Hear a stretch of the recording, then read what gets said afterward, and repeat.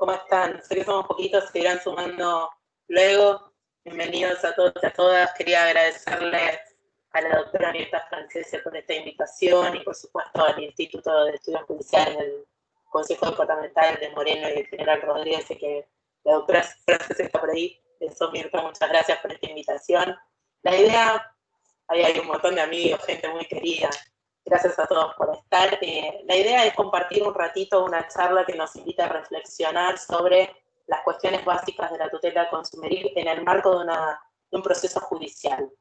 Y los especiales principios que rodean a este tipo de acciones judiciales, teniendo en cuenta que, a pesar de que la Ley de Defensa del Consumidor se sancionó en octubre del año 93, y han pasado unos cuantos años, se nota todavía una falta de esfuerzo por parte del Poder Ejecutivo en cuanto a la educación para el consumo, y ya no solo para los consumidores y usuarios, sino también para los operadores del derecho. Hablo de la posibilidad del acceso a la educación para el consumo por parte de los abogados y, obviamente, en definitiva, eso derivaría en los funcionarios del Poder Judicial, en darles o dejar al alcance de sus manos herramientas que nos puedan ayudar a tomar decisiones más acordes a los nuevos criterios en materia de tutela consumidor. Les cuento que para hacer el abordaje de la charla de hoy preparé un PowerPoint. Vamos a ver si esto, creo que esto es como un arma de doble filo, ¿no? Ustedes, muchos de los que están acá son docentes, usan Teams, saben que esto es así.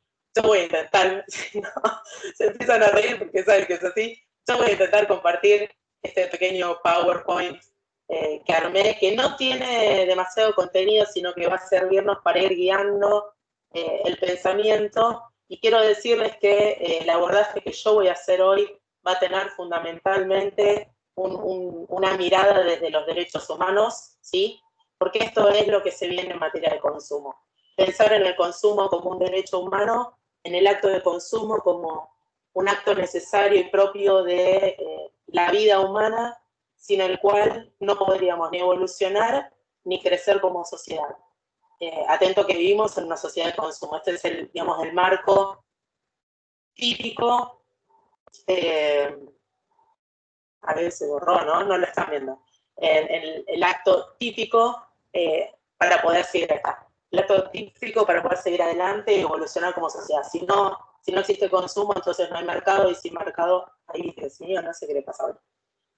Si no hay mercado, no hay consumo, y si no hay consumo, no hay mercado, y si no hay mercado ni consumo, no hay proveedores, y si no... ¿Ustedes lo están viendo? Avísenme, porque yo creo que... Lo estamos viendo, Cintia, sí, estamos viendo el PowerPoint. ¿Ustedes sí lo ven? Ah, porque yo no lo veo, no sé qué pasó.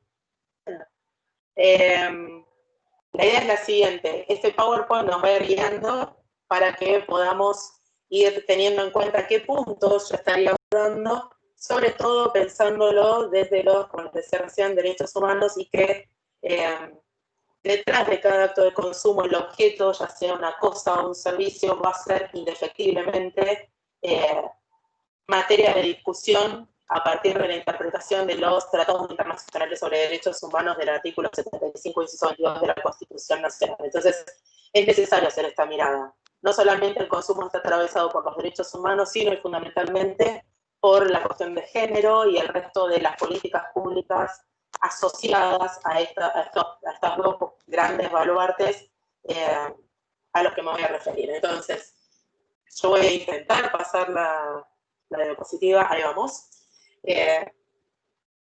Fíjense los ejes que yo estoy proponiendo, son unos cuantos porque soy muy ambiciosa. Algunos de estos son muy básicos y creo que todos ustedes tienen un primer acercamiento a esta materia, entonces lo que voy a intentar hacer es refrescar algunas cuestiones y darles tal vez un panorama de lo que se viene respecto de algunas cuestiones que ya tiene nuestro Código Civil y Comercial, ya tenía nuestra Ley de Defensa del Consumidor, pero a partir de este abordaje de los derechos humanos tenemos como que resignificar. Fíjense que propongo hablar un minuto sobre el sistema jurídico consumeril. Estoy mirando al costado porque no lo veo desde esta compu, sino desde esta otra. El orden jerárquico normativo y el orden público implicado. ¿Por qué hablo de orden público implicado? Porque la Ley de Defensa del Consumidor, que es la base de toda la tutela jurídica que, digamos, que acompaña a las relaciones de consumo y las reglamenta, es una ley de orden público. Y esto implica un par de cuestiones básicas y creo que no se nos escapan a ninguno de los que estamos acá. Una de esas cuestiones básicas es que, al ser de orden público, el juez debe aplicarlo de oficio. Y la otra, que es algo bastante conflictivo de por sí, ¿verdad? Y la otra cuestión que se deriva de este orden público, consumeril, así lo llamamos, es que todos los derechos que están anclados en esa normativa, en esa ley de defensa del consumidor, están indisponibles para las partes. Acá es donde se quiebra un poco la autonomía de la voluntad y tenemos que empezar a pensar que no son transables estos derechos y que no están disponibles para las partes, con lo cual cualquier renuncia a los derechos que aparezcan en esa ley de defensa del consumidor va a tener que ser resuelto por el juez, por el funcionario judicial, en favor de este consumidor y aplicando exhaustivamente lo que la ley de defensa del consumidor dice que tiene un reflejo directo en el artículo 42 de la Constitución Nacional y luego en los tratados del 75, inciso 22. Entonces, el primer tema a analizar es esto: cómo voy a hacer la ordenación jerárquica de la ley de defensa del consumidor, el resto de las normas que ahora voy a estar comentándoles y fundamentalmente qué pasa con el Código Civil y Comercial de la Nación y qué pasó después del año 2015. Ese es el primer punto a tratar. El segundo punto es el encuadre jurídico, consumeril, y ahí propongo que repasemos qué es una relación de consumo, quiénes son los sujetos involucrados en una relación de consumo, cuál es el objeto de la relación de consumo, y en definitiva, una vez que tengo definido cuál es el objeto de la relación de consumo, pensar cuáles son las normas o el derecho aplicable, el derecho que todos ustedes van a tener que tener en cuenta a la hora de definir quién tiene razón en un conflicto planteado judicialmente, y que ya les anticipo que es una cuestión compleja porque hay un cúmulo de normas que vamos a tener que tener en cuenta y ordenar, hacer la jerarquía, la pirámide del artículo 31 de la Constitución Nacional para poder ir definiendo cuáles voy a aplicar en función de un principio básico que está como por debajo de las raíces del derecho del consumo, que es el principio pro consumidor. No indubio pro consumidor, sino siempre a favor del consumidor. Ni siquiera es necesario que exista la duda. Entonces este es el segundo punto, el encuadre jurídico. El tercer punto es referirnos a la tutela administrativa que vulgarmente la gente suele conocer como defensa del consumidor, que es este espacio dentro del Poder Ejecutivo, nacional, provincial o municipal, que se encarga de resolver conflictos de consumos y de consumo de que puede, al final, tener alguna especie de vinculación con el trabajo del Poder Judicial o con un proceso judicial, y sobre eso voy a estar tratando de hablarles también.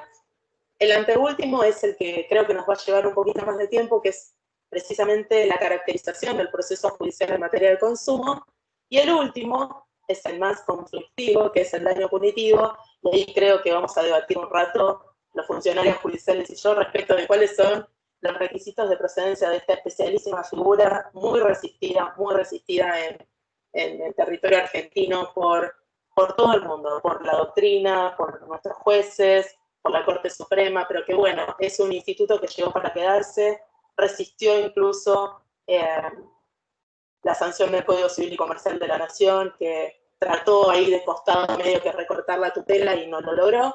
Entonces vamos a hablar un poquito sobre eso y vamos a tratar de pensar juntos qué es lo mejor en función de la interpretación más fiel o la interpretación teleológica de lo que la Ley de Defensa del Consumidor dice. Voy a intentar pasar de slide, ahí vamos. Vamos a ir por el primer punto, si les parece.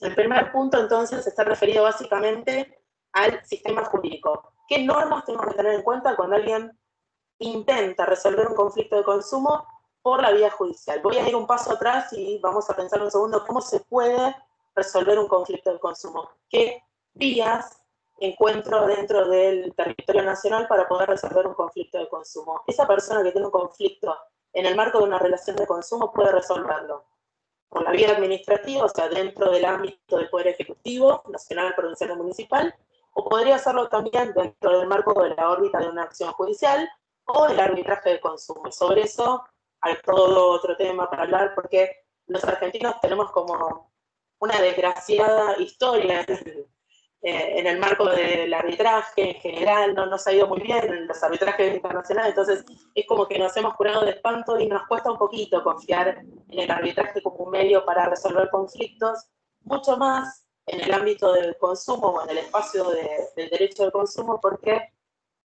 los laudos arbitrales son inapelables. Hay otro tipo de recursos, declaratorios, de nulidad, pero no se pueden apelar. Y esto muchas veces a las personas, a los clientes, a los abogados, les asusta, ¿verdad? La imposibilidad de poder acceder a una revisión. Entonces, es como un poquito más resistible que el resto de las otras dos opciones, o sea, la administrativa y la judicial.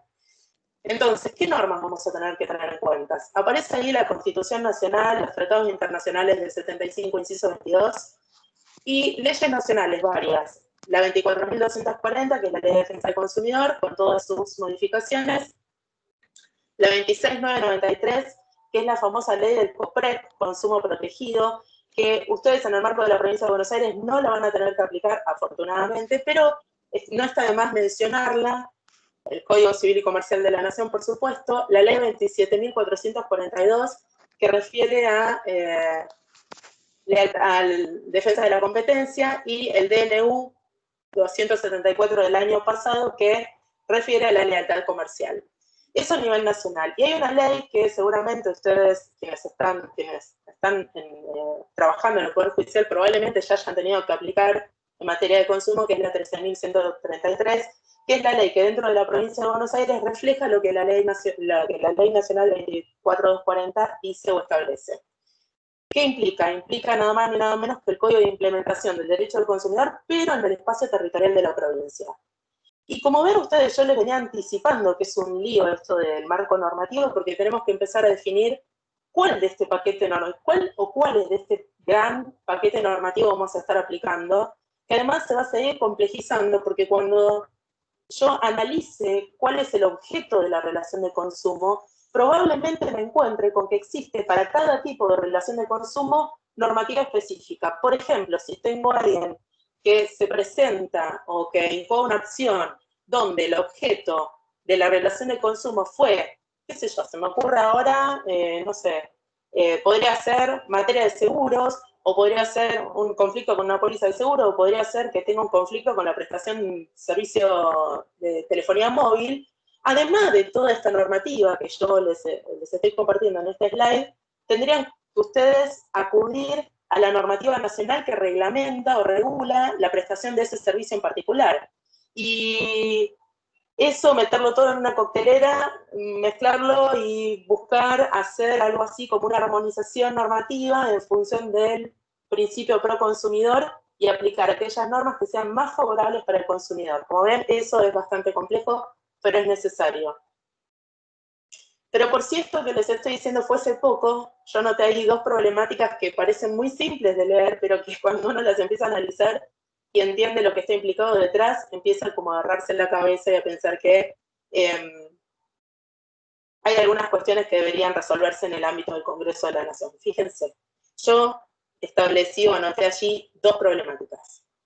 La modificación y posible derogación de algunos artículos o partes de artículos de la Ley de Defensa del Consumidor y del Código, a partir del Código Civil y Comercial de la Nación. Y por otro lado, ahora lo voy a explicar, y por otro lado, la potencial extralimitación de la facultad legislativa del Congreso de la Nación en materia procesal. Voy a empezar por este último porque me parece que es el más simple y tiene que ver con que cuando uno toma la Ley de Defensa del Consumidor encuentra que dentro de esa Ley de Defensa del Consumidor hay contenido procesal.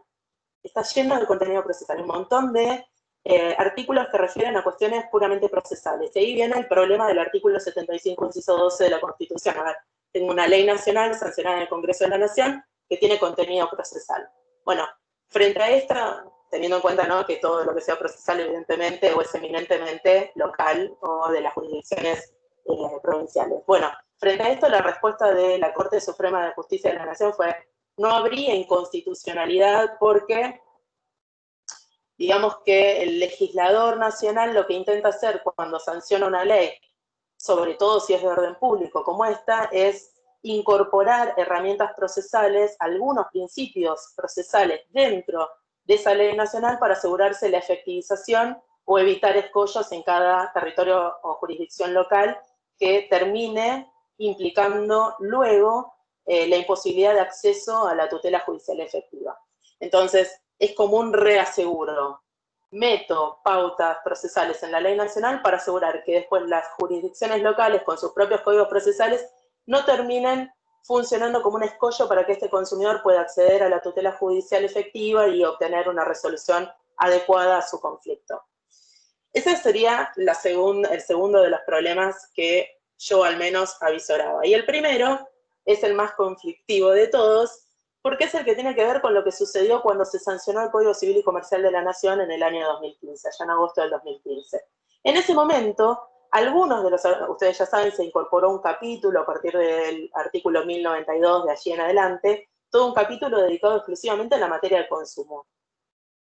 Y eso tuvo algunas cuestiones que son muy positivas y otras que traen algunos conflictos a resolver. Algunos que son fundamentalmente de técnica legislativa, que dejan abiertos grandes espacios de decisión a la interpretación jurisdiccional y que ustedes van a tener que buscar después, si les toca, en suerte, alguno de estos casos, fundamentos para decidir sin caer en inconstitucionalidades. Ahí empieza el problema, ¿verdad? Bueno, yo decía que hay artículos del Código Civil que vienen a aparentemente derogar partes de la Ley de Defensa del Consumidor. Y ahí me tengo que empezar a preguntar algunas cuestiones referidas a la jerarquía de las normas. Yo sé que esto no es unívoco, sé que lo que voy a decir va a generar controversia, pero si yo intento hacer la ordenación del artículo 31 de la Constitución Nacional con todas estas normas que aparecen ahí, creo que ninguno de nosotros dudaría que en el pináculo, arriba de todo, pondríamos a la Constitución, y suponte que a la misma par o por debajo, los tratados del 75, inciso 22, debajo el resto de los tratados, y debajo vienen las leyes nacionales. Más o menos en eso estamos todos de acuerdo. El problema viene acá que a decidir o definir qué pasa cuando yo tengo dos leyes nacionales que se contraponen. Y ustedes van a decir, bueno, eso es simple, ley posterior deroga la anterior. Bueno, pero esto se va a seguir complejizando, porque acá tengo una ley nacional, que es el Código Civil, que viene a modificar restrictivamente, o sea, a borrar algunos parámetros o derechos que la Ley de Defensa del Consumidor venía reconociendo. Y esto implica una serie de problemas. ¿Por qué? Por un lado, porque tengo un principio fundante que ustedes deben conocer, que es el principio de la progresividad del derecho. Esto implica que si yo ya tengo un derecho reconocido, una norma posterior no debería desconocerlo. Y acá tendría ese problema.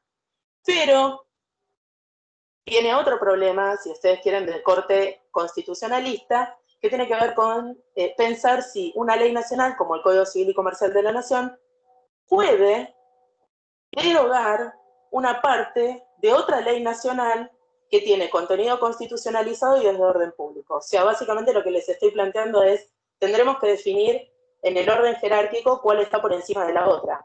Si está por encima la Ley de Defensa del Consumidor o el Código Civil y Comercial de la Nación. Esa decisión entre una y otra es absolutamente discutida. Yo tengo una posición particular. Yo creo que la Ley de Defensa del Consumidor está por encima por esto de tener un contenido constitucionalizado y el orden público implicado, y además porque, para seguir fundamentando por qué algunos artículos del Código Civil y Comercial de la Nación estarían convirtiéndose en inconstitucionales o anticonstitucionales, en el caso concreto, por supuesto, por la violación al principio de la progresividad del derecho. Voy a dar un segundo más a esto y después pasamos, y cualquier cosa yo les dejo mi mail, está por ahí, así que si no después se los escribo en el chat, por si alguien necesita que yo clarifique algo o ustedes quieren hacer alguna consulta o lo siguen pensando y después tienen alguna otra reflexión para hacer, estoy absolutamente disponible, por eso me encanta hacerlo, así que serán bienvenidas cualquier consulta y o reflexión. Voy a esta otra situación. ¿Qué es lo que pasó? Yo tengo que en agosto del 2015 se sanciona el Código Civil y Comercial de la Nación y viene a reformular algunas cuestiones básicas de la Ley de Defensa del Consumidor. Voy a pasar de slide, así ustedes me van siguiendo. Ahí vamos.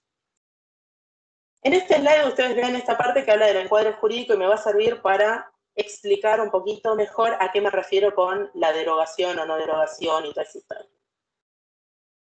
Yo tengo una relación de consumo que se diferencia de un contrato de consumo. ¿Por qué? Porque en la relación de consumo hay una amplitud que el contrato de consumo no tiene. En el contrato solamente voy a poder tener como sujetos vinculados a las partes y tal vez a un tercero que se beneficia de ese contrato. En la relación de consumo, además de aparecer estos sujetos, no voy a hablar de partes, sino que yo hablo de sujetos, ahora en el marco de la relación de consumo, además de tener a los cocontratantes y al posible tercero que se beneficia de ese contrato, voy a tener a un sujeto muy especial, que es este tercero expuesto a la relación de consumo bystander. ¿Ok? La Ley de Defensa del Consumidor hasta el año 2015 tenía a este tercero expuesto a la relación de consumo como un sujeto que, si bien no participa de la relación de consumo, puede recibir las consecuencias dañosas que se derivan de una relación de consumo. Y es tan intuitiva la ley hasta el año 2015 que a este sujeto, al tercero expuesto a la relación de consumo bystander, le daba exactamente la misma protección que a los cocontratantes y que al tercero que se beneficiaba del contrato. Ese tercero expuesto a la relación de consumo nunca aparece en un contrato, porque este es el que se ve perjudicado y a ese nunca lo tenemos en cuenta en el contrato. Por eso es que la relación de consumo es más amplia que el contrato de consumo, no son sinónimos. Entonces, primera situación, tanto la Ley de Defensa del Consumidor como el Código Civil y Comercial y la Constitución Nacional se refieren a la relación de consumo, no al contrato de consumo, con esta diferenciación. Pero ahí viene el problema. Ustedes vieron ahí, yo es como que volví a mi infancia, ¿no? Busqué un sube y bajas, una onda así, un sube y bajas. En la relación de consumo yo voy a encontrar un vínculo jurídico que ata a estos dos sujetos, al consumidor por un lado y al proveedor por el otro.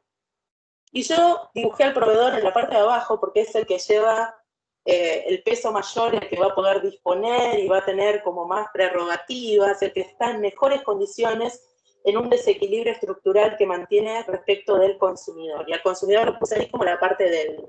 Y fíjense que hice dos flechitas y dije, el consumidor es el profano y lo que lo caracteriza es que es el destinatario final de ese bien. Genial. Y al proveedor, ¿qué lo caracteriza? Que es un profesional en lo que hace.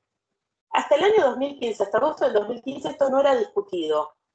Ahora, en el año 2015, el Código Civil y Comercial de la Nación viene a cambiar la definición del consumidor y la del proveedor. Y es algo muy extraño, porque al momento de reformular quién es el consumidor, y ustedes hoy si tienen la Ley de Defensa del Consumidor actualizada, van a encontrar esto que voy a decir yo, corta o desaparece la figura del bystander.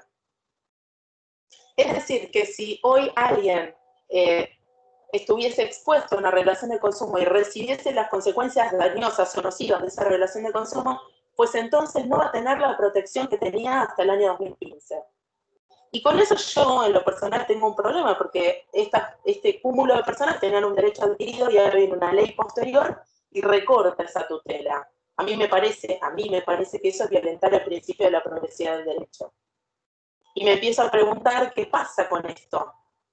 ¿Puede una ley posterior que no es de orden público modificar un derecho ya reconocido, modificar, recortando un derecho ya reconocido?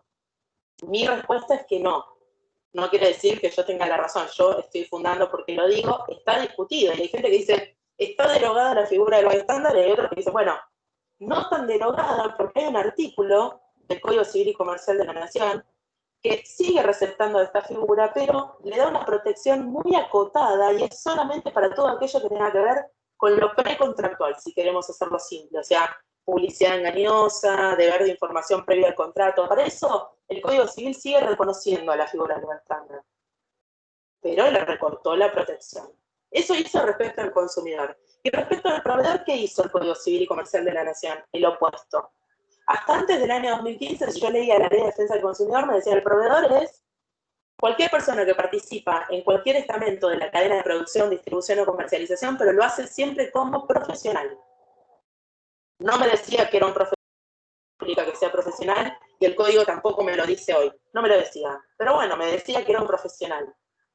Hoy el Código Civil y Comercial de la Nación borró la necesidad, no está, si ustedes leen el artículo 1093 del Código Civil y Comercial, no van a encontrar como necesaria la característica de ser profesional. Yo lo sigo escribiendo, yo sigo diciendo que es un profesional, porque tuvimos la posibilidad de hablar con las personas, con la Comisión de Notables que redactó estos artículos del Código Civil y Comercial de la Nación, y error de técnica legislativa, se equivocaron cuando escribieron. Bueno, eso podría traer a colación, y esto sería potencialmente algo que podría suceder, que un consumidor venga y demande frente a los estrados de cualquiera de ustedes a un sujeto que no es un profesional. Entonces, que yo, que no me dedico a la compra y venta de autos, le venda a otra persona que es destinataria final, que lo va a usar para salir a pasear, un auto y que ese auto no funcione y que esta persona intente decir que yo soy proveedora. Y ahora no necesito ser profesional para ser proveedora. Entonces, lo que me tengo que plantear es, ¿habría un desequilibrio estructural entre el que me compró el auto y yo? Me parece que no. Bueno, estas cuestiones merecen ser analizadas, no es algo menor. Por eso digo que esto de la derogación o no, de si una norma posterior deroga la anterior, cuando no son exactamente iguales en cuestiones jerárquicas, es algo que merece una segunda mirada y seguir pensándolo. Voy a avanzar de slide, así vamos llegando al nudo de la exposición de hoy. Sobre esto de la tutela administrativa, solamente quería recordar un par de situaciones. ¿Qué cosas les puede llegar, podrían llegar a la tutela judicial o al proceso judicial como provenientes de la tutela administrativa? Cuando hablo de tutela administrativa estoy hablando de la autoridad de aplicación. Hay dos cosas que podrían llegar a ustedes. Una de ellas es la posibilidad de que exista un acuerdo en sede administrativa, estoy diciendo, y que ese acuerdo haya sido homologado por la autoridad de aplicación y que el proveedor lo haya incumplido, y entonces ese acuerdo homologado en sede administrativa incumplido se transforma en un título ejecutivo y que te llega a vos ese título ejecutivo para ser ejecutado directamente. Ese sería uno de los vasos comunicantes entre la tutela administrativa y la tutela judicial, o sea, la vía administrativa y la vía judicial. Y el otro vaso comunicante es tener en cuenta la posibilidad de que te llegue una demanda donde ese consumidor haya percibido en el marco de la tutela administrativa, o sea, en la autoridad de aplicación, o sea, si estás en la provincia de Buenos Aires, dentro de cada municipio hay una OMIC, Oficina Municipal de Información al Consumidor, puede que este consumidor haya llegado a un acuerdo en esa instancia administrativa y le hayan dado una indemnización. Esto es poco probable en general, pero puede ser, ha sucedido, depende de la jurisdicción, haya obtenido una indemnización en ese espacio, esa indemnización se llama daño directo, y que llegue a la vía judicial, o sea, demande por el resto de la reparación, para obtener una reparación integral. ¿Y por qué yo anoté esto acá? Lo anoté y lo puse ahí entre paréntesis para recordar que hay que detraer la parte de la indemnización que ya, de lo que vos le vas a dar como indemnización, por ejemplo, por daños y perjuicios, lo que esta persona ya obtuvo en la instancia administrativa para evitar que tenga una doble indemnización sobre el mismo concepto. Esos son los dos vasos comunicantes que yo encuentro que podrían existir, cosas que se te pueden derivar a vos, que vengan desde la tutela administrativa. ¿Ok? Eso es bastante simple. Voy a pasar al otro slide y vamos a lo que era el nudo de hoy. ¿Qué características tiene un proceso judicial en materia de consumo, cuando el conflicto de consumo es la base de esa demanda? Aparecen ahí algunas cuestiones que me parecen muy básicas. Por ejemplo, ¿qué podría suceder? ¿Cómo podría ya existir el aparato judicial? ¿Cómo se abre este fuero judicial? ¿Podrían llegarte casos de afectación o simples casos de amenaza a los derechos de los consumidores? No es necesario que el daño haya acaecido, sino que la simple amenaza o el incumplimiento objetivo a la norma ya hacen hacer la responsabilidad del proveedor y por ende el consumidor podría accionar. Y ahí hay un montón de acciones judiciales, no sé si alguno de ustedes tuvo experiencia en este sentido, de personas que encuentran adentro de la botella de Coca-Cola un cuerpo extraño flotando, nunca la abrieron, es decir, nunca bebieron la Coca-Cola, y vos decís, bueno, pero ¿qué daño sufrió? Hay allí un daño potencial para esa persona y hay un daño a la expectativa del deber de seguridad, que es un deber de resultado que surge del articulado de la Ley de Defensa del Consumidor y de la Constitución Nacional. Entonces, es importante tener en cuenta esto. No es necesario que haya ocurrido o acaecido el daño para esta persona, sino la simple amenaza también estaría habilitándola para que esta persona pueda accionar judicialmente. ¿Qué pasa con la legitimación activa? ¿Quiénes pueden accionar? Según la Ley de Defensa del Consumidor y la Ley 13.133, esto es importante ir haciendo el cotejo entre la ley nacional y la ley de la provincia de Buenos Aires, la legitimación es la misma. Y es una legitimación amplia, porque ahí aparece la posibilidad de demandar el consumidor en forma individual, la posibilidad de que quien demanda sean asociaciones de consumidores, y acá hay toda otra historia de análisis por parte del juez respecto de si esa asociación está constituida y está regularizada y cumple con todas las normas que la Ley de Defensa del Consumidor importa. La autoridad de la aplicación también podría iniciar la demanda o incoar la demanda, el defensor del pueblo y el Ministerio Público Fiscal.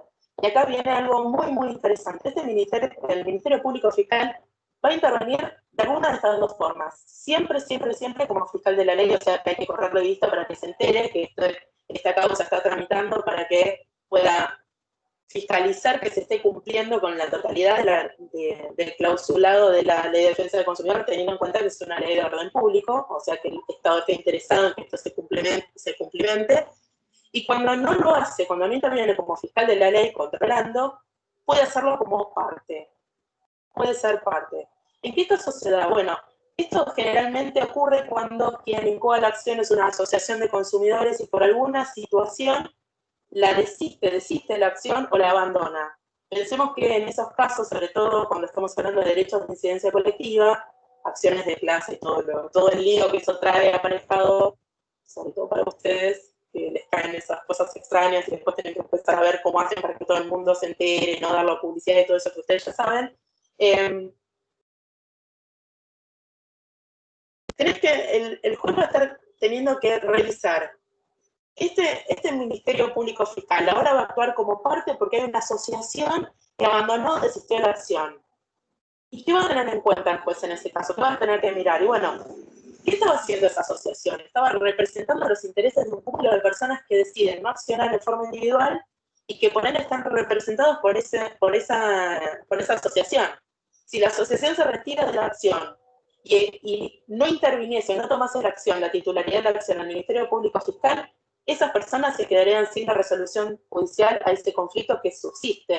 Y esto, en definitiva, si no se subsanase de esta manera, estaría favoreciendo el incumplimiento por parte del proveedor. Entonces, es una previsión muy sana y muy pro consumidor el hecho de establecer en la Ley de Defensa del Consumidor que el Ministerio Público Fiscal va a poder ser parte en el conflicto cuando sea abandonada la acción por parte de las asociaciones de consumidores.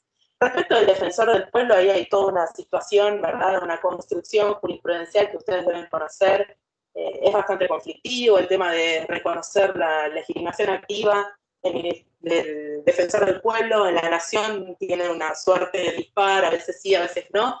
Pero bueno, allí está, y en la provincia de Buenos Aires funciona bastante bien. Y creo que seguramente ustedes han tenido experiencia, me encantaría después, si alguien me puede comentar cómo le va con eso, me gustaría saber, como forma de relevamiento personal. Vamos al tipo de proceso. ¿Qué tipo de proceso establece la ley, tanto la nacional como la 13133, que debería imprimírsele cuando el conflicto es de consumo? La ley de defensa del consumidor, la nacional, dice, mira, le tenés que imprimir el tipo de proceso de conocimiento más abreviado. El más abreviado para la jurisdicción en la cual esté tramitando este proceso. Y a nosotros se nos ocurre enseguida el sumarísimo, ¿no? Uno empieza a volar con la imaginación y cuando uno se va a la 13133 dice en la provincia de Buenos Aires el sumarísimo. Pero yo siempre hago esta aclaración, no me quiero olvidar de lo que dice la nacional. La nacional dice el proceso más abreviado.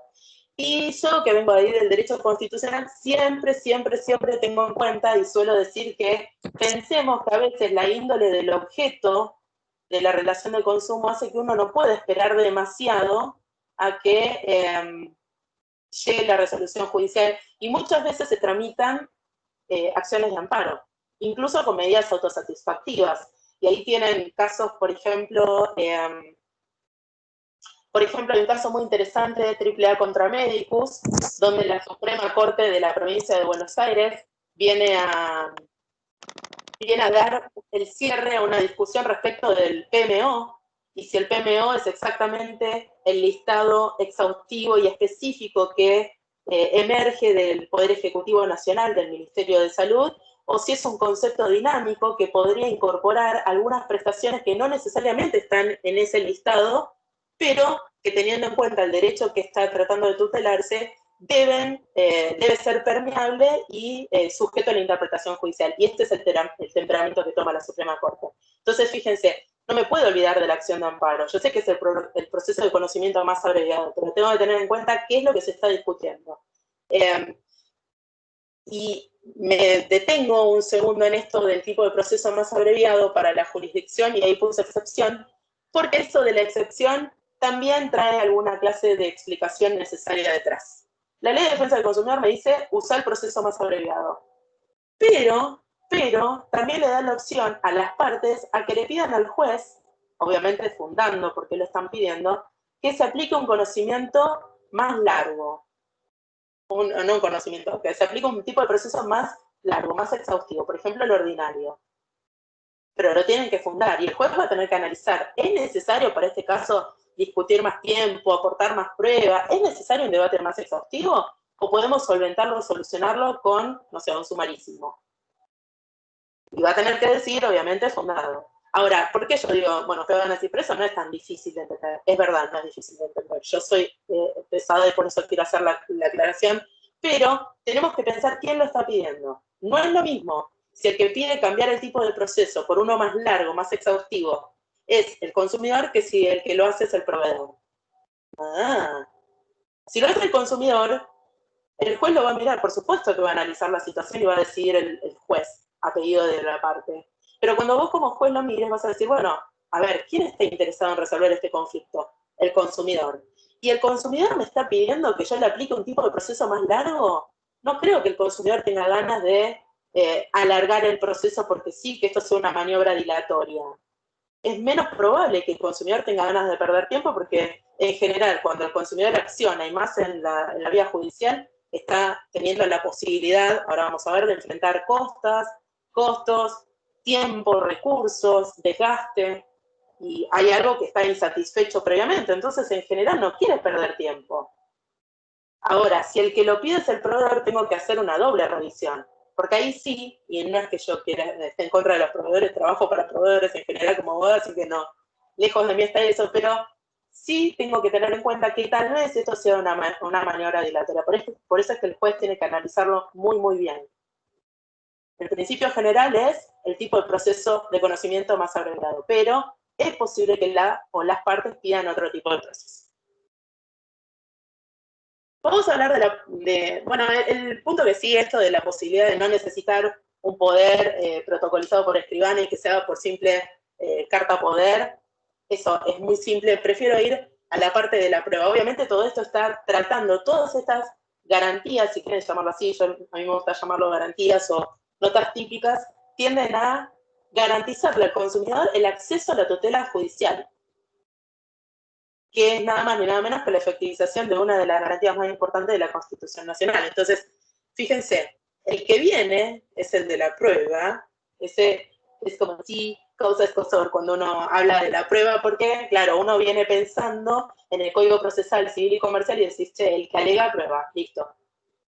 Si yo estoy diciendo que el proveedor incumplió el contrato, o sea, mínimamente tengo que aportar el contrato, tengo que aportar prueba en función que haga a demostrar el incumplimiento del otro, qué sé yo, que hice, los reclamos, lo que sea. Entonces, uno viene seteado, chipeado con esa idea. El que alega tiene que probar lo que dice que sucede. ¿Ok? La ley de defensa del consumidor no me habla de ese principio, me dice, mira, tiene que aportar el que está en mejores condiciones para aportar la prueba. Que aporte la prueba el que está en mejores condiciones.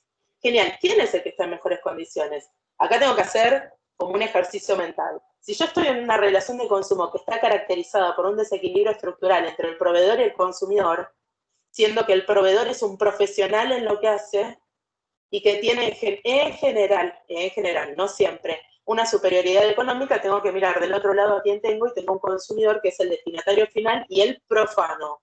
Profano quiere decir que no es un experto en la materia, ¿no? Entonces, desde ese punto de vista, si yo pienso quién está en mejores condiciones para aportar la prueba, en general va a ser el proveedor. Pero la ley de defensa del consumidor no habla de la inversión de la carga de la prueba, sino de la carga dinámica de la prueba. Prueba el que está en mejores condiciones.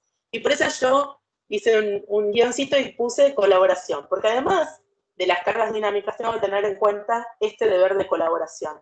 El consumidor también tiene que aportar prueba, pero va a aportar aquella que obre en su poder, la que sea posible.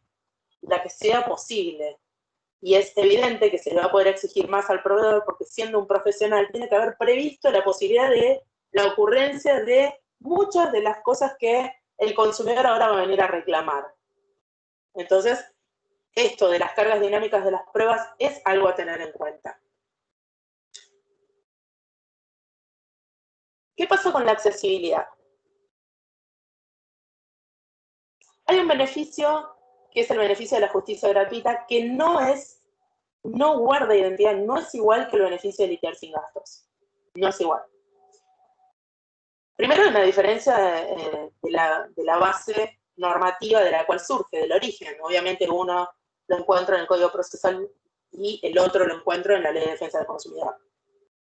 Pero además de tener esta básica del origen o de la fuente, voy a encontrarme con que existan diferencias en la forma de trámite. Miren, el beneficio de la justicia gratuita opera de pleno derecho, pero es una práctica, sí, se supone que debe ser, pero es una práctica sana para los abogados dentro de algunos de los capítulos de la demanda, incluir uno que sea referido al beneficio de la justicia gratuita y pedirle al juez que te lo aplique, fundarlo en la normativa y en la jurisprudencia, en la doctrina, que hay mucha escrita sobre la materia. Pero no necesito tramitarlo por vía del incidente, lo incorporo dentro de la demanda. Y lo que sí existe es la posibilidad de un incidente de solvencia a cargo del proveedor, o sea que yo, consumidora, lo incorporo en mi demanda. Uno de los acápites, beneficio de la justicia gratuita. Del otro lado, el proveedor, al momento de contestar la demanda, con un incidente de solvencia, tiene que probar, él tiene que aportar prueba que demuestre que este consumidor es solvente como para enfrentar los costos y las costas. Entonces, hay una diferencia fundamental, no solo de la base normativa o del origen, la base normativa de la cual surge, sino y fundamentalmente de cómo tramita el beneficio de litigar sin gastos por vía del incidente, el beneficio de la justicia gratuita de pleno derecho, incorporación directa en la demanda y listo.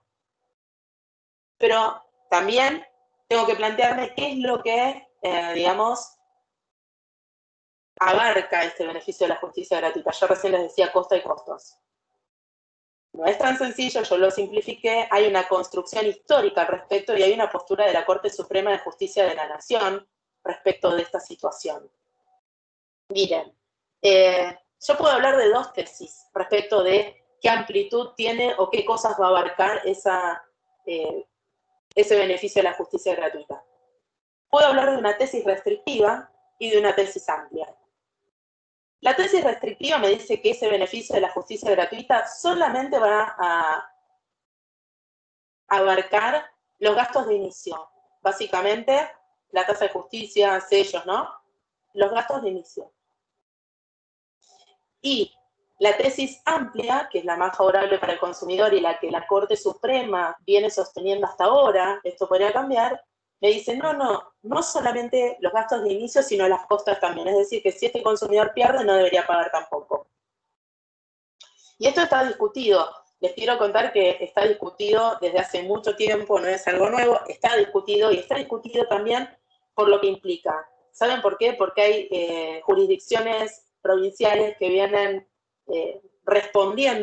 jueces que vienen respondiendo que esto estaría contrariando los principios constitucionales en materia de tributación, porque la materia de tributación es local, ¿verdad? Entonces, ¿cómo un beneficio estatuido por una ley nacional viene a eximir del pago de impuestos dentro de una jurisdicción local? Bueno, para esto nosotros tenemos una respuesta básica en la provincia de Buenos Aires, la ley 13.133 incorpora el beneficio de la justicia gratuita, así que acá no vamos a tener ese problema, pero hay otras jurisdicciones provinciales que no la incorporan, entonces hay posibilidad de que no te lo otorguen porque haya jueces que piensen que una ley nacional no podría eximirte de pagos de impuestos que son puramente locales, porque sería inmiscuirse en una de las atribuciones y facultades propias y exclusivas de las provincias. O sea que esto también trae una situación de conflicto respecto del federalismo, ¿no? De esta cuestión federal, de qué cosas decide el Congreso Nacional y qué cosas puede decir,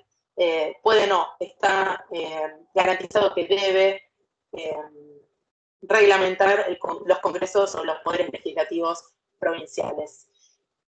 Y por último, en este punto, el tema de la prescripción. Y acá hay un lío, gente que ni se imagina, bueno, todo lo que les dije hoy es un lío, no sé si me habrán entendido algo, yo sé que hablo rápido, ahora ustedes me dicen, me insultan por chat, yo los puedo leer, insúltenme o díganme lo que quieran, yo trataré de responder con mucho gusto todo lo que yo no haya podido explicar y que sea materia de alguna clase de aclaración, por favor, siéntanse libres de preguntar lo que necesiten. ¿Qué pasa con la prescripción? El principal problema que tengo es que hasta antes del año 2015, de vuelta al Código Civil, vino a cambiar uno de los artículos de la Ley de Defensa del Consumidor que establecía que el plazo de prescripción era de 3 años. Hasta ahí no había mucho problema. Ahora, como ustedes ya saben, el Código Civil y Comercial de la Nación, en el artículo 2560, o sea, 2560, establece un plazo genérico de 5 años, pero en el 2561 me dice que cuando es por responsabilidad civil, el plazo sería de 3 años. Bueno, vos decís, bueno, hasta ahí no cambió, era 3 años ahí, son 3 años ahora, no cambió. Claro, pero tengo dos plazos jugando, 5 y 3, 5 y 3. Genial. Y si me voy al 2562, me encuentro con un plazo de prescripción de 2 años cuando el daño proviene de un contrato de transporte. Entonces tengo ahora 5, 3, 2 años. Entonces, ¿cuál voy a aplicar? ¿Cuál voy a aplicar? Y acá está discutido, porque hay jueces que dicen, y doctrinarios, ¿no? Que dicen, bueno, tengo que aplicar el principio pro consumidor. Si es el principio pro consumidor, tendría que usar el de 5 años. Porque antes, cuando tenía el de 10 años, ya se venía discutiendo, ¿son los 3 de la Ley de Defensa del Consumidor o son los 10 del Código Civil? Y había lío ya con eso, pero ahora se amplió el lío porque desaparecieron los 10, pero tengo 5, 3, 2, 1. ¿Cuál voy a aplicar? Entonces hay gente que tiene un criterio más pro consumidor y dice, bueno, yo tendría que aplicar el de 5 años.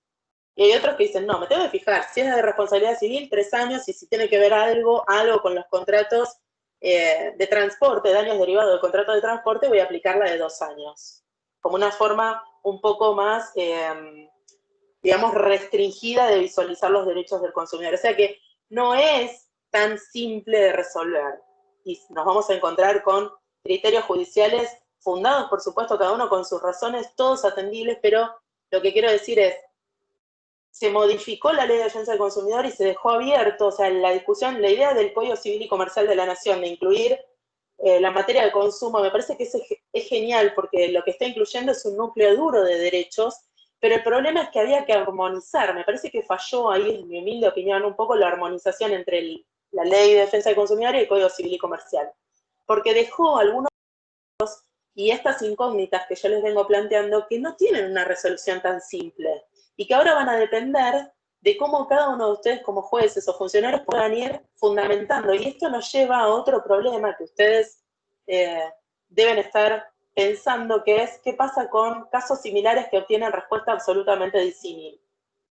Y eso también es algo que nos tiene que motivar a pensar profundamente en cómo se legisla en la nación argentina y en las provincias. ¿Cómo hacemos para armonizar y para tener un criterio par? ¿Verdad? Yo entiendo la autonomía provincial, entiendo todo eso, pero tiene que haber una coherencia. Si yo tengo una ley nacional, las leyes provinciales tienen que acompañar y la técnica legislativa tiene que ser tan buena que no debe dejar huecos, sobre todo si estoy hablando de una tutela tan exhaustiva y tan especial como esta, que podríamos comparar con la que ustedes conocen de la ley de contrato de trabajo, por ejemplo. Entonces, hay una relación de disparidad. Reconozco como Estado Nacional, a través de, no solamente de la Ley de Defensa del Consumidor, sino de un montón de políticas públicas, que existe un desequilibrio estructural y que este consumidor necesita una tutela especial para resguardar sus intereses económicos, su salud, su integridad física, su seguridad. Ok, ese paso ya lo hice, listo, lo saco del medio. Ahora, si estoy reglamentando, no puedo reglamentar de forma tan genérica que después tenga 5 alternativas diferentes y entonces cada juez pueda elegir entre esas 5 y eso implique que ante casos muy similares vaya a tener respuestas muy disímiles. Eso genera más conflicto y se supone que el derecho viene a nacer a la sociedad como una construcción social precisamente para evitar el conflicto y una vez sucedido el conflicto dar una resolución que traiga o restablezca la paz. Y esto parece no estar sucediendo, es bastante conflictivo y no me metí, lo dejo para otra charla más adelante, si ustedes quieren, no me echan muy mal del día de hoy, no me matan y sobrevivo. No me metí en la cuestión del sistema de responsabilidad de la Ley de Defensa del Consumidor, los factores de atribución, la Ley de Responsabilidad del Estado, de cómo eso influye en las relaciones de consumo cuando el prestador o el proveedor es el Estado, que les quiero decir que ahí hay otra tela para cortar. Es bastante complicadito el tema ese de la responsabilidad. Para cerrar, si les parece, vamos a hablar, y voy a pasar de slide, Vieron cómo estoy con el inglés, ¿no? Slide. Vamos a hablar un toque sobre el daño punitivo. Vamos a hablar un ratito sobre el daño punitivo. Ese daño punitivo tiene algunos caracteres o puntos sobresalientes que yo anoté allí. El primero, el que me parece más importante y sobre el que más conflicto hay es cuáles son los requisitos de procedencia. Si yo me atengo a lo que dice el artículo 52 bis de la Ley de Defensa del Consumidor, me dice que la procedencia se resuelve cuando hay un incumplimiento legal o contractual. Solamente eso, bien objetivo, incumplimiento a la Ley de Defensa del Consumidor o al contrato que celebró ese consumidor con el proveedor. Punto. Si ocurrió alguna de esas dos cosas, el juez ya estaría habilitado, siempre que el consumidor lo pida, a otorgar este daño punitivo. Eso en la práctica mereció la división entre dos posturas. Los que entienden que esto es así y hacen una exégesis literal, como estoy haciendo yo del artículo 52 bis y pro consumidor, y hay un sector mayoritario de la doctrina y la jurisprudencia que entiende que esto no es así, que además hay que agregarle la gravedad.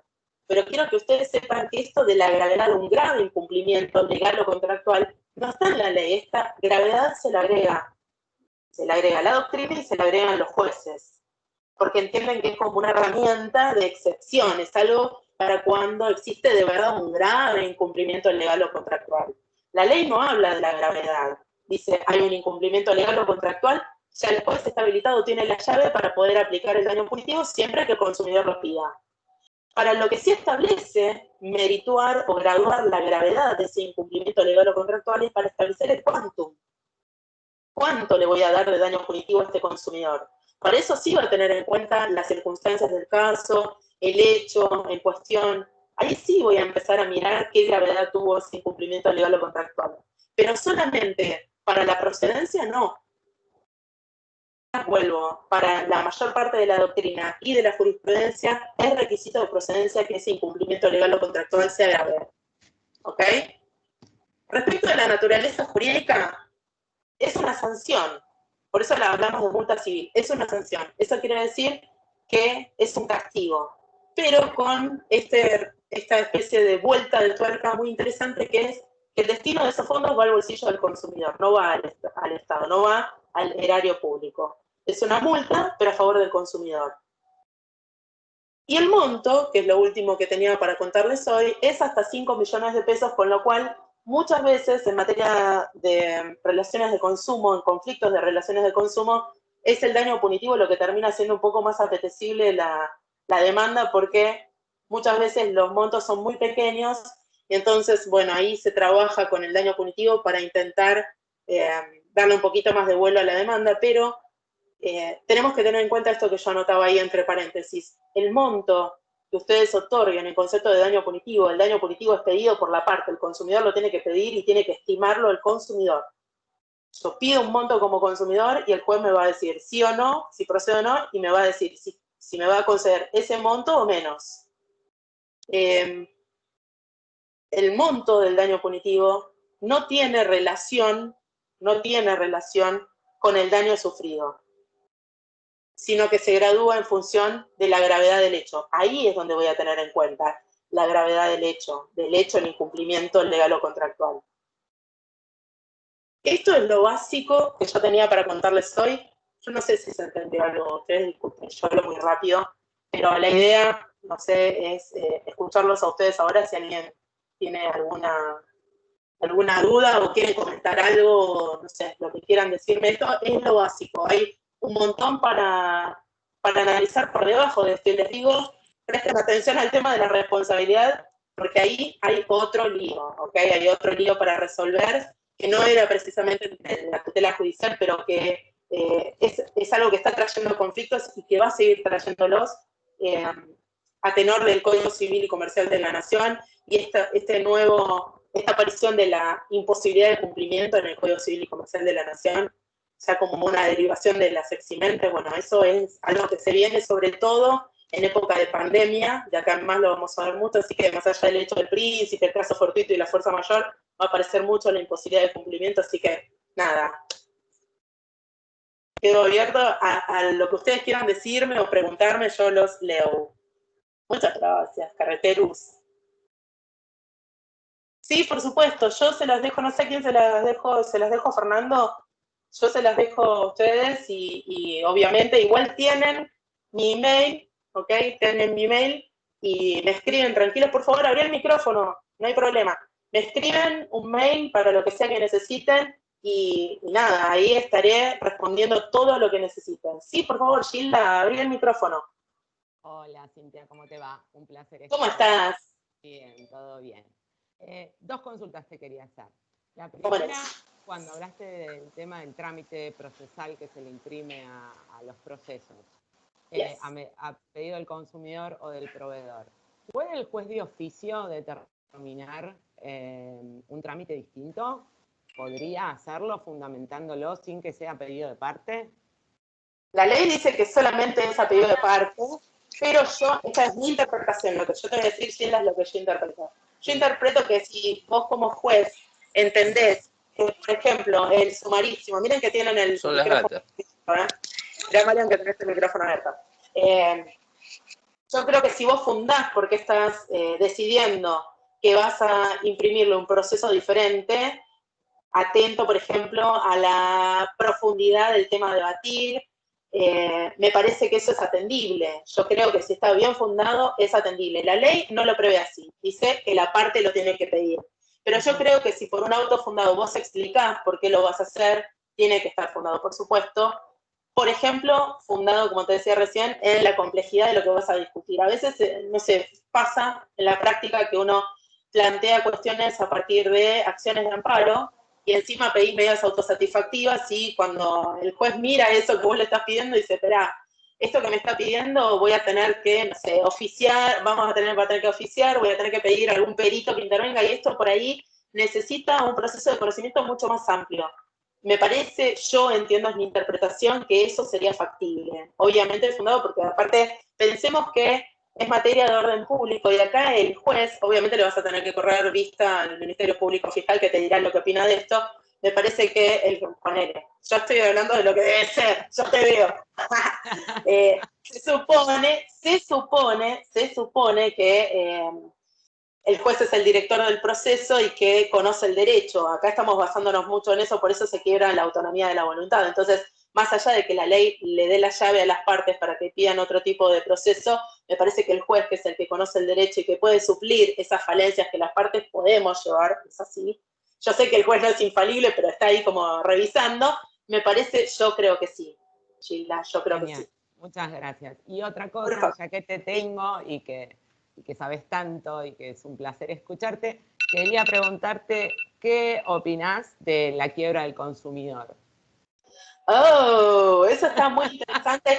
Eso da para, vos sabés que eso da para un análisis bien exhaustivo, porque hay otros países donde se viene trabajando con esto. En Europa, en Francia, yo te digo, hace ya como 10 años que vienen trabajando en la pequeña quiebra o en la quiebra del consumidor a tenor del sobreendeudamiento del consumidor, ¿no? ¿Y qué pasa qué pasa cuando este consumidor, vos decís, quebró, no puede pagar sus deudas? ¿Qué hago? ¿Lo saco del mercado? ¿Este consumidor ya no puede acceder más al crédito para el consumo? Eso en otro tipo de países podría tener una respuesta positiva. Pero si yo me planto en Argentina, es mi opinión, donde la base del consumo está en el crédito para el consumo, porque si no hay crédito para consumir, la mayor parte de la población se cae del consumo, no puede consumir, sacarlo del mercado de crédito a ese tipo y no poder recuperarlo a ese consumidor me parece que va a ser una pérdida en definitiva para el mercado, y si no hay consumidores no hay proveedores. No sé si se entiende. La estructura de negocios en Argentina está basada en el crédito para el consumo. Si no hay crédito, el argentino en general no puede consumir. No vas a poder consumir por lo exiguo del poder adquisitivo. Ustedes me entienden lo que estoy diciendo. Entonces, algo histórico, ¿no? Entonces, si no hay crédito para el consumo y me dan un crédito, suponte, me dan el crédito, pero yo me endeudo y no lo puedo pagar, ¿qué hacen? Me quitan, o sea, me informan al verás, me informan a estos organismos, a estas bases de datos, y entonces ya no puedo acceder más al crédito. Ok, ¿y cómo voy a comprar lo que necesito? ¿Cómo hago para sustentarme? Sobre todo teniendo en cuenta, y yo decía esto al inicio, que yo le doy un corte de derecho humano a esto porque es lo que se viene en el mundo entero. Entonces, si yo pienso que el derecho humano, el derecho de consumir está atado a los derechos humanos porque necesito consumir para poder vivir, porque el agua lo tengo que pagar, porque la luz la tengo que pagar, porque la comida la tengo que pagar, ya no se produce en cada familia. y yo tengo en cuenta que estamos en un país donde la base del comercio está anclada en el crédito para el consumo, me parece que tener un procedimiento para los consumidores especial, no el de la quiebra normal, por supuesto, me parece imprescindible. No es que estoy a favor, me parece imprescindible. Obvio que teniendo en cuenta también la obligación del proveedor de analizar el crédito que está otorgando. ¿Entienden lo que estoy diciendo, no? Porque viste que acá nosotros tenemos una gimnasia de proveedores que otorgan tarjetas de crédito y créditos individuales sin mirar muy bien la posibilidad de repago del consumidor en forma absolutamente así como separada de la realidad. Entonces le dan a una persona que gana, no sé, 20.000 pesos una tarjeta de crédito de 50.000. ¿Y esa persona cómo va a hacer para pagar? Yo ya sé como proveedor que no voy a poder pagar, entonces te meto en ese crédito porque sé que después te voy a poder cobrar los intereses y así te tengo enganchado. Entonces, teniendo en cuenta que hay un deber, una obligación del proveedor también de analizar a quién le está otorgando ese crédito, en mi humilde opinión, tener un proceso especial para recuperar a estos sujetos es indispensable, pero es mi humilde opinión. Sí, que es lo que falta, pero que hay una corriente muy importante, se está viendo en los juzgados, de empezar a presentar este tipo de procesos, generalmente con los empleados públicos. Pero bueno, están como esto mismo, es que no está legislado, no sería aplicable la ley de quiebras, entonces están como en ese punto desamparados en parte, y también desde nuestro lado quizás de que no tenemos una legislación acorde, más allá de lo que están haciendo, tratando de, bueno, aplicar, ver cómo a través de la ley de quiebras podría llegar a encuadrar, pero bueno, están las aguas divididas, no es que todo el mundo esté algunos juzgados sí, en la provincia de Buenos Aires han hecho lugar y otros no. ¿Sí? Por eso te preguntaba. Hay un amor ahí del poder legislativo importante, ¿no? Pensemos que hay otros países, insisto, no es que yo sea europeizante, el otro día daba una charla y decía esto, no soy europeizante, pero sí puedo mirar lo que en otros países vienen avanzando y a lo mejor tomar lo que me sirve de eso, de las experiencias de otros países que ya avanzaron y usarlo en beneficio nuestro. Evidentemente, si nosotros tenemos cada vez más consumidores que no pueden acceder, no pueden pagar sus deudas, llamar al conjunto de proveedores y tratar de hacer un acuerdo entre todos ellos y que esta persona haga pagos parciales, me parece que es una forma de sanear la economía, no solamente individual, sino argentina en general. Pero para esto tiene que haber, vuelvo insisto, no solamente la ley de la quiebra de los consumidores o de pequeña quiebra, como quieran llamarlo, sino y fundamentalmente también un ojo controlador sobre el proveedor respecto de cómo es que está dando ese crédito para consumo, cómo otorga el crédito. Hace un estudio previo para ver si esa persona tiene posibilidad de repago o no. Porque si yo empiezo a darle crédito a cualquier persona indiscriminadamente, sin pensar si esa persona tiene el poder adquisitivo necesario como para poder pagar, en realidad estoy generando yo como proveedora del conflicto. No sé si me explico. Sí. Muchísimas gracias. Gracias a vos, preciosa. Muchas gracias. Sí. Hola Cintia, no sé si me escuchás, estoy buscando levantar la mano en el dispositivo, pero no lo encuentro. Te escuchamos perfecto, Mariano. Bien. Yo te quería hacer alguna preguntita con respecto a lo que veníamos hablando, sobre todo con la imposición de la multa por el daño punitivo. Si hay algún tipo de estadísticas, sobre todo con los grandes proveedores, no me refiero a los pequeños proveedores, los grandes proveedores, bancos, como estaban diciendo, prestadores de servicio público, de cuál sería el porcentual de los consumidores que piden este daño y en cuántas causas se le imponen estos daños, ¿no? Mira, Marian, había estadísticas hasta hace unos 5 o 6 años atrás que más que hablar de cuánta gente pedía el daño punitivo, hablaba de qué montos se otorgaban en concepto de daño punitivo. Pensemos que la escala es bastante amplia, ¿no? De 0 pesos a 5 millones. Evidentemente el juez ahí va a tener que tener en cuenta, yo decía hace un rato, no solamente el incumplimiento legal o contractual, sino también el hecho y las circunstancias. Y cuando yo digo circunstancias, va a tener que analizar, por ejemplo, si este proveedor está actuando en el mercado en condición monopólica, oligopólica, porque entonces eso va a agravar la condición del consumidor y por ende la multa debería ampliarse, ¿verdad? Además, el poder adquisitivo o el poder económico que tenga no poder adquisitivo, el poder económico de esa empresa. Había y hay estadísticas respecto de cuánto se otorga en general, no de cuántas causas entran con daño punitivo, o sea, con pedido de daño punitivo. Y los montos son bastante exiguos. No tenemos una gimnasia judicial en función de voy a otorgar 5 millones de pesos. Esto no suele ocurrir. Pero quiero decirles también, nobleza obliga, que muchas veces los montos bastante pequeños de daño punitivo han servido para reconducir. Pensemos para qué sirve, cuál es el objetivo final. Reconducir la actitud o la forma de comportamiento del proveedor, ¿no? Te pego donde te duele, que es en el bolsillo. Genial. Han habido casos donde se sancionó a Telefónica de Argentina, por ejemplo, a Telecom, con multas civiles de 20.000 pesos. Y vos decís, para esa empresa no es nada 20.000 pesos. Y sin embargo, funcionó para ese caso. Ese yo, me acuerdo de uno que está dando vueltas por ahí porque llegó hasta la Corte Suprema, que es Machinandi Arena. Machinandi Arena es el caso de un tipo que va a hacer un reclamo por el teléfono, porque no sé si no le funcionó.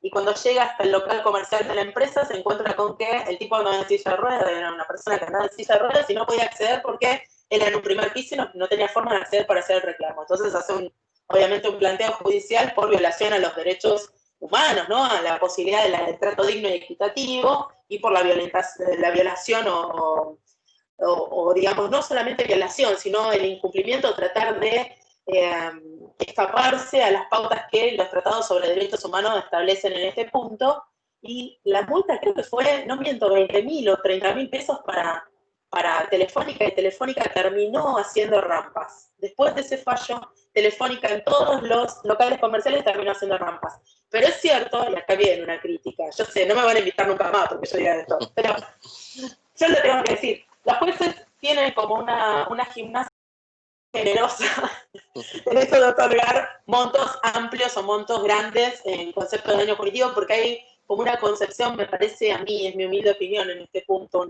es mi forma de verlo, me parece que hay como una idea de atar el daño o el quantum del daño al daño punitivo, y no tiene ninguna relación una cosa con la otra, porque esto es una multa, esto es un castigo.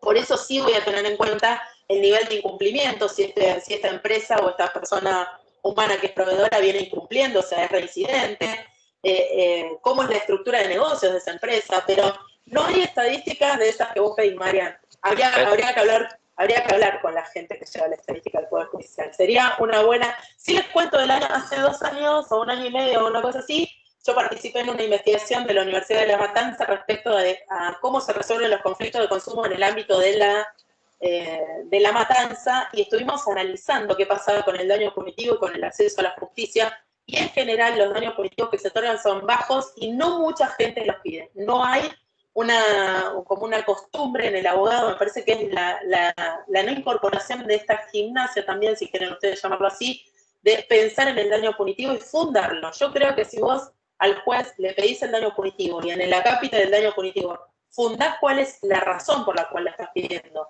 le explicás qué es lo que viene resolviendo la Corte Suprema al respecto y que es en realidad un castigo para el proveedor y que no es algo que va a estar incitando la demanda permanente, que no es algo que vaya a dar a la aventura judicial, creo que va a ir mejorando esta situación.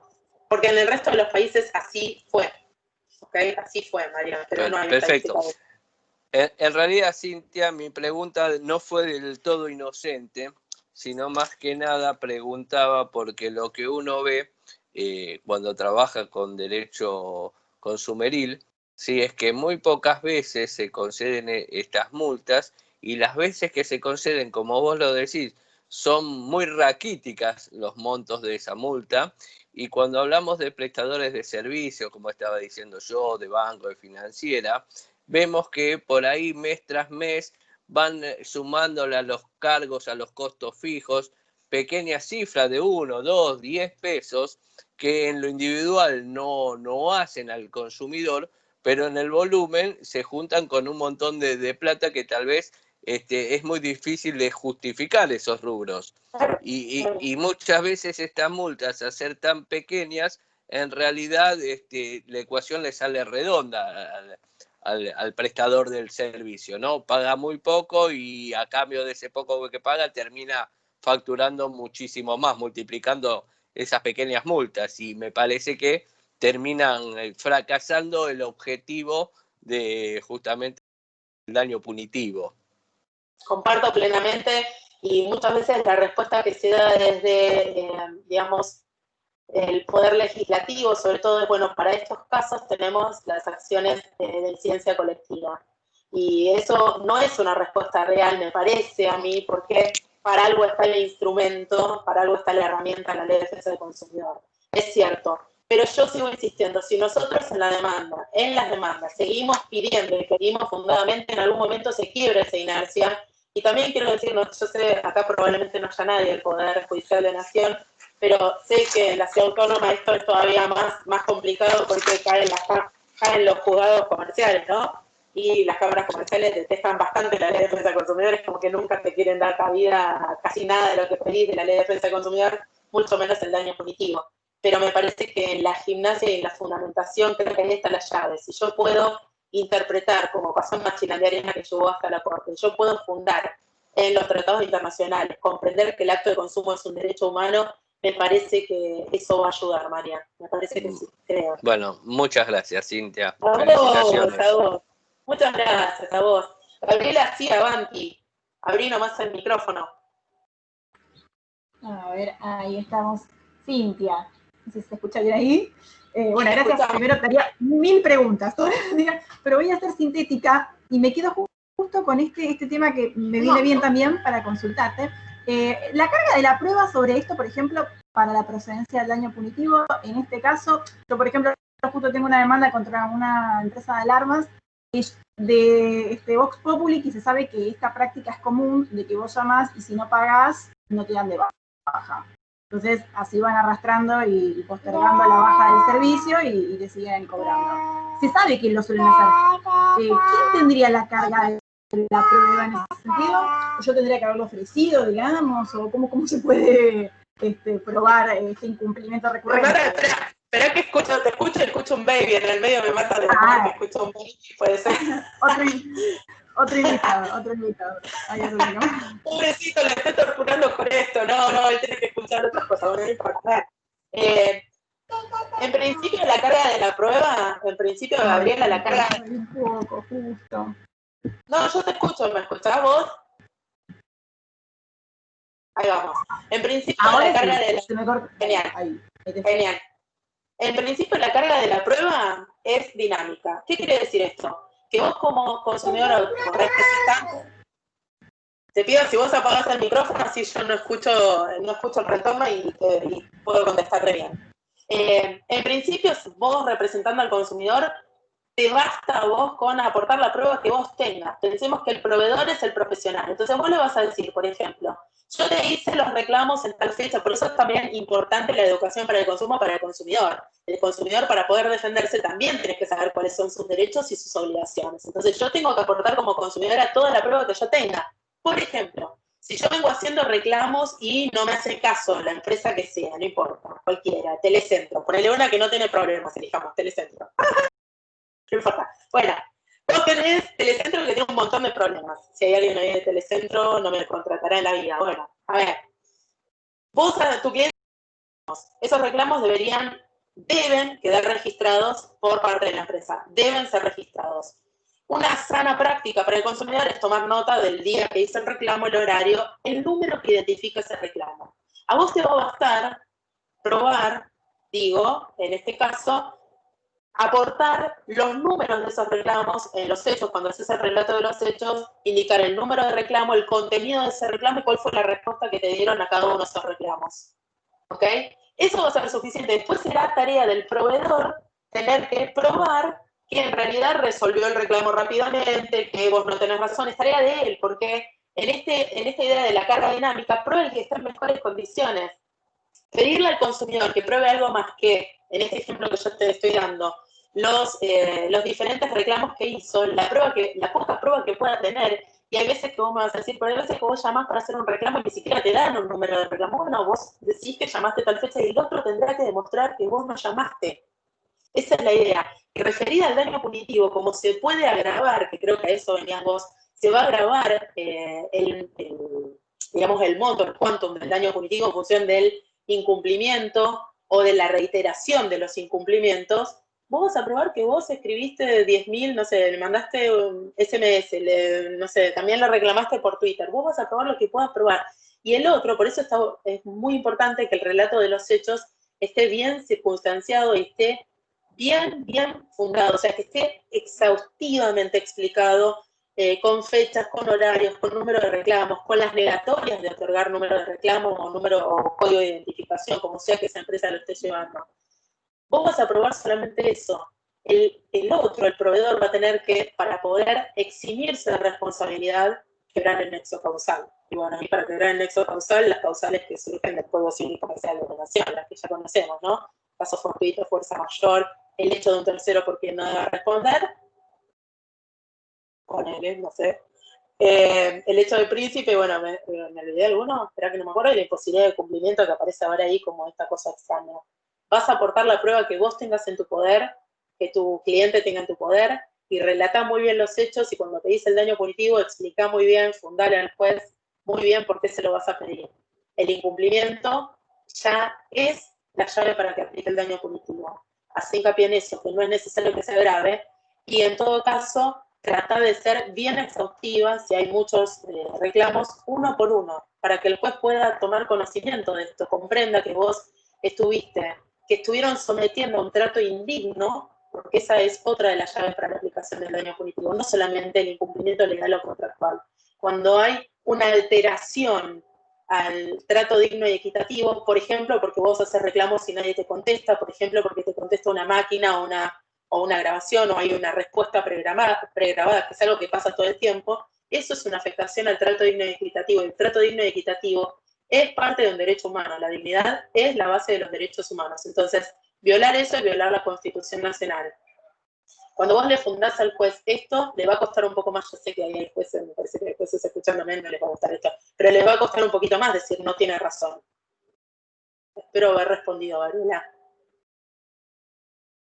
Sí, Cintia, clarísimo, clarísimo, está perfecto. Y te quería agregar una cosita más, una pregunta más, a ver si también, si no me voy mucho, pero quizás tiene que ver un poco con la naturaleza jurídica de la acción que prevé la ley, que yo entiendo que es fundamentalmente resarcitoria, por este tema del daño material, esta idea del tema contractual.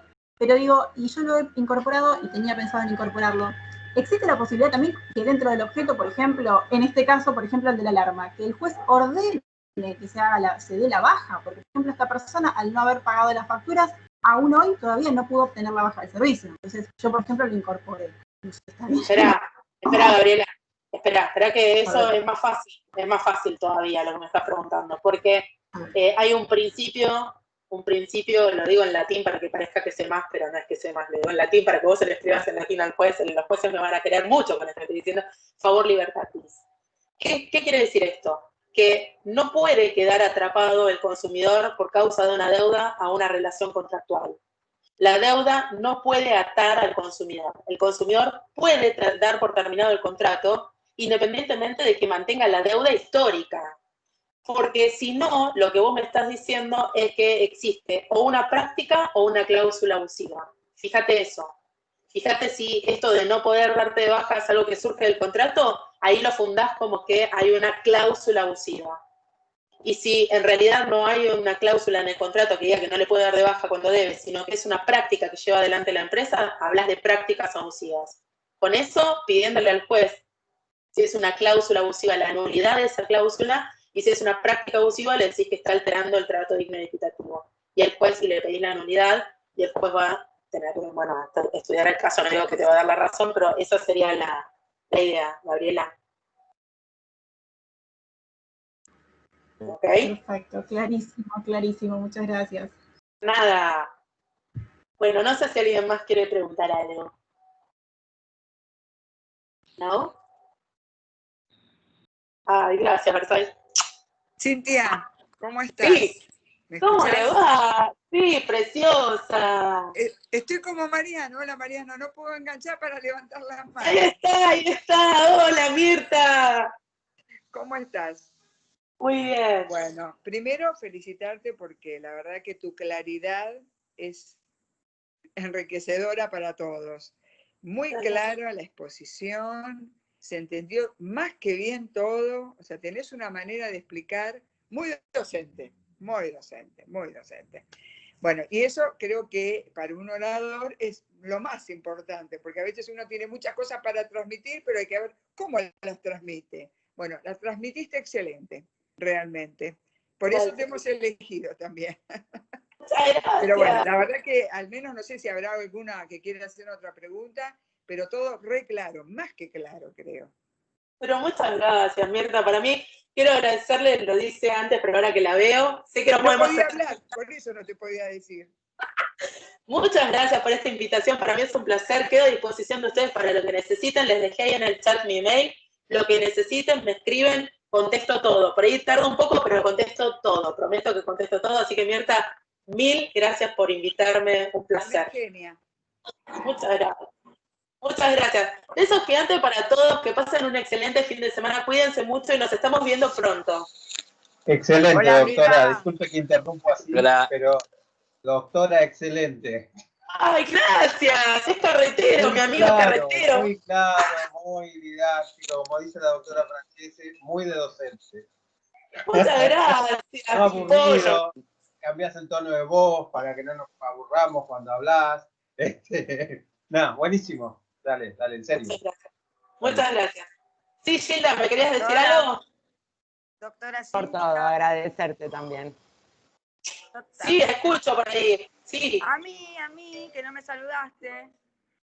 Mi amiga María Isabel López, ¿cómo te queda? Muchas gracias a vos también por hacer esto posible. Sos una genia. Gracias a vos y me sumo a todo lo que dicen todos, obviamente, además de ser mi amiga, mi compañera durante toda la carrera y todo lo demás que hicimos juntas. Decirte que, bueno, obviamente, como siempre, excelente, sí. Muy buena la clase y esperamos tenerte muchas veces, porque Sí, hay claro. muchos temas para preguntarte, muchos. Hay muchas Acá cosas. estaré para ustedes. Los quiero a todos mucho. Cuídense mucho, pórtense bien. Lo que sea que necesiten, me escriben al mail y estoy para ustedes, ¿ok? Muchas gracias de verdad. Chao. Felicitaciones, Nos brillante. vemos. Brillante, Chao, doctora. Muchas gracias. Nos vemos, preciosos. Hasta luego y gracias por Hasta pronto. Chao, Chau, chau. felicitaciones. Muchas gracias, preciosos. Hasta luego. Chao, chao.